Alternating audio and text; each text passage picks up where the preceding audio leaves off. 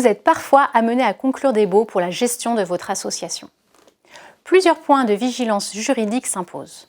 Avant toute signature, vous devez systématiquement vérifier les 5 points suivants.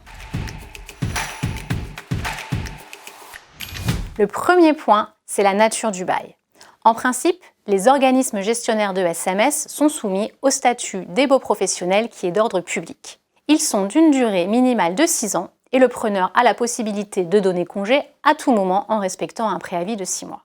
Mais en pratique, les bailleurs proposent souvent des baux commerciaux.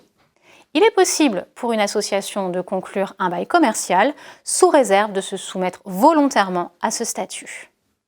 Autre point très important, la destination des locaux.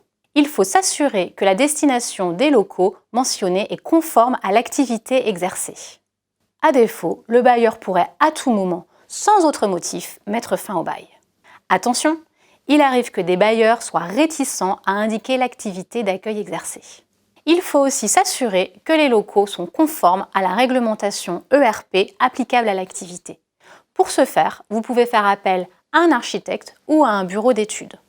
Le non-respect de la réglementation peut entraîner une fermeture administrative de l'établissement et la mise en cause de la responsabilité pénale de l'exploitant en cas de sinistre ou d'accident. Troisième point de vigilance, les grosses réparations.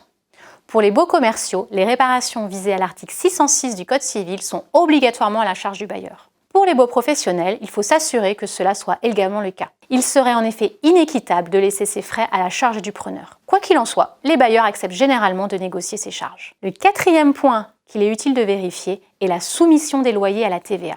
Le montant indiqué dans un bail est toujours mentionné hors charge et hors taxe. Dès les premières discussions avec le bailleur, il faut confirmer l'option qu'il a choisie, car cela aura un impact significatif pour les organismes qui ne peuvent pas récupérer la TVA.